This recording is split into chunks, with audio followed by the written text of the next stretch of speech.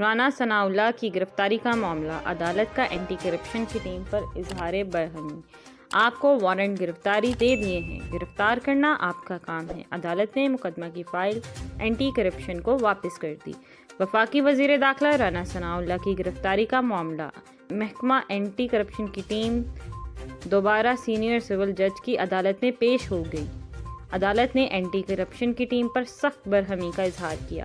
عدالت نے ریمارکس دیے کہ کیا آپ تمام مقدمات میں ہر گھنٹے بعد عدالت کو رپورٹ دیتے ہیں؟ آپ کو وارنٹ گرفتاری دے دیے ہیں، گرفتار کرنا آپ کا کام ہے۔ عدالت نے اینٹی کرپشن کو مقدمہ کی فائل واپس کر دی۔ یہاں واضح رہے کہ اینٹی کرپشن پنجاب کے لیے وفاقی وزیر داخلہ رانا ثناءاللہ کی گرفتاری مشکل بن چکی ہے۔ اینٹی کرپشن پنجاب کی ٹیم سینئر سول جج راولپنڈی کے حکم پر رانا ثناءاللہ کے وارنٹ گرفتاری کی تعمیل کے لیے ایک بار پھر تھانہ سکریٹریٹ پہنچی، لیکن مایوس ہوئی۔ ٹیم کے ارکان کا کہنا ہے کہ ایس ایچ او نے وارنٹ کی تعمیل نہیں کرائی، نہ کوئی تعاون کیا۔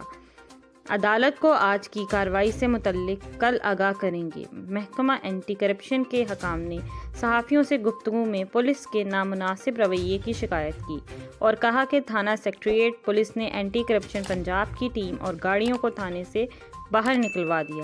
اینٹی کرپشن پنجاب کی ٹیم کے الزامات کے جواب میں اسلام آباد پولیس کا موقف بھی سامنے آیا۔ اسلام آباد پولیس نے وضاحتی بیان میں کہا ہے کہ تھانے میں باقاعدہ وارنٹ گرفتاری وصول ہو چکے ہیں کی آمد و روانگی کا اندراج بھی کیا گیا۔ اسلام آباد پولیس کا کہنا ہے کہ اینٹی کرپشن پنجاب نے ریکارڈ دینے سے انکار کیا۔ ٹیم کو ہدایت دی گئی کہ مروجہ طریقہ کار کے مطابق قانونی راستہ اختیار کریں۔ بیان میں کہا گیا ہے کہ اسلام آباد پولیس تمام عدالتوں کے احکامات کی تعمیل کے لیے ہر وقت حاضر ہے۔ قانونی ضوابط کے مطابق کارروائی عمل میں لائی جائے گی۔ ترجمان اسلام آباد پولیس کا کہنا ہے کہ اینٹی کرپشن اسٹیبلشمنٹ پنجاب قانونی معاملات کو قانونی طریقے سے حل کریں۔ بیانات سے اداروں کے درمیان انتظامی امور میں رکاوٹیں پیدا ہوتی ہیں۔ غلط بیانی پر اسلام آباد کیپٹل پولیس قانونی کارروائی کا حق رکھتی ہے۔ پلیز ہمارے ویڈیو کو لائک کیجیے گا، چینل سبسکرائب کیجیے گا اور بیل آئیکن کو کلک کرنا مت بھولیے گا تاکہ مزید معلومات کا سلسلہ آپ تک جاری رہے۔